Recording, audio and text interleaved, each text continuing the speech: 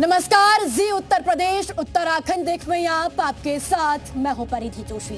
पहलगाम आतंकी हमले के बाद भारत ने पाकिस्तान के खिलाफ बड़ा एक्शन लिया है।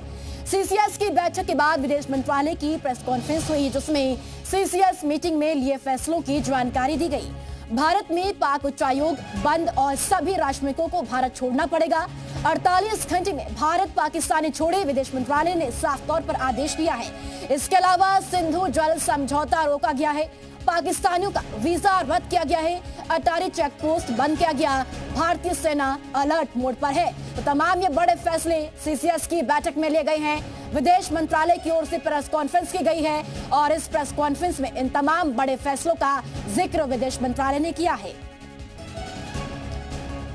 तो भारतीय सेना अलर्ट मोड पर है। इसी के साथ साथ आपको बताते चले कि सीसीएस ने आतंकी हमले की निंदा की है। इसके अलावा सिंधु जल समझौता रोक दिया गया है, अटारी चेक पोस्ट भी बंद कर दिया गया, साथ ही साथ पाकिस्तानियों का वीजा रद्द कर दिया गया है और भारतीय सेना अलर्ट मोड पर है। साथ ही आपको बता दें कि भारत में पाक उच्चायोग बंद होगा, 1 हफ्ते का ये समय दिया गया है।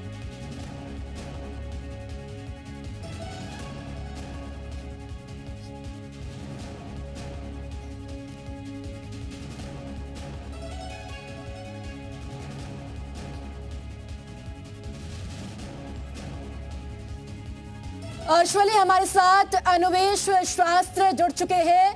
अनुवेश भी देखिए, जिस तरह से सीसीएस की बैठक हुई है, सीसीएस की बैठक में बड़े फैसले के लिए गए हैं और जिस तरह से आतंकी हमला हुआ, कहीं ना कहीं मुंहतोड़ जवाब देने के लिए सीसीएस की बैठक में बड़े फैसले तो लिए गए हैं, लेकिन उसके अलावा यह भी बताएं कि अब भारतीय सेना की रणनीति, स्ट्रेटेजी क्या होगी आगे, कैसे इन आतंकियों को नेस्तनाबूद किया जाएगा, कैसे इनको खत्म किया जाएगा। जी देखिए, सबसे पहले तो मैं ये बताना चाहूँगा, फॉरेन सेक्रेटरी सीसीएस की बैठक में मौजूद थे और वहाँ से आने के बाद उन्होंने जो फैसले लिए गए हैं सीसीएस की बैठक में वो बताया। उन्होंने सबसे पहले बताया कि इंडस वैली वाटर ट्रीटी जो है उसको रद्द कर दिया गया है, यानी कि आज रात से इंडस वैली ट्रीटी जो है उसको ख़त्म कर दिया गया है। वहीं पर अगर अगली दूसरी बात की जाए, दूसरा पॉइंट जो उनका था वो था कि अटारी बॉर्डर से कोई भी पाकिस्तानी नागरिक अब हिंदुस्तान नहीं आ सकता है और जो नागरिक हिंदुस्तान में हैं उनको 48 घंटे का वक्त दिया गया है या फिर उनको 1 मई से पहले उनको पाकिस्तान वापस जाना होगा। वहीं पे अगर बात की जाए सार्क अंतर्गत के तहत जो वीज़ा इशू किए गए थे, उससे जो पाकिस्तानी नागरिक भारत में हैं उनको भी 1 मई तक वापस जाना होगा।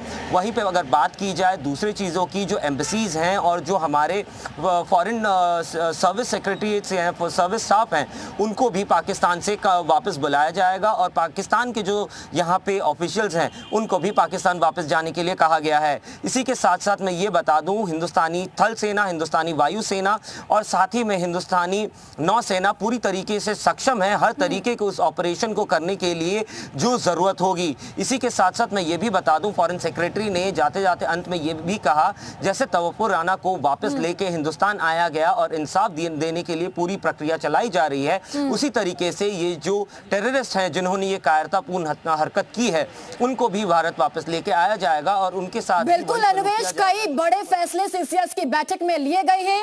बहुत शुक्रिया आपका तमाम जानकारी साझा करने के लिए। The integrated checkpost Atari will be closed with immediate effect. Those who have crossed over with valid endorsements may return through that route before 1 May 2025. 3. Pakistani nationals will not be permitted to travel to India under the SARC visa exemption scheme visas. Any SVAS visas issued in the past to Pakistani nationals are deemed cancelled.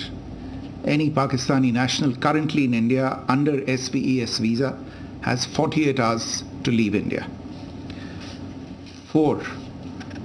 The Defence, Military, Naval and Air Advisors in the Pakistani High Commission in New Delhi are declared persona non grata. They have a week to leave India. India will be withdrawing its own defence, navy and air advisors from the Indian High Commission in Islamabad. These posts in the respective High Commissions are deemed annulled. 5 support staff of the service advisors will also be withdrawn from both high commissions. 5.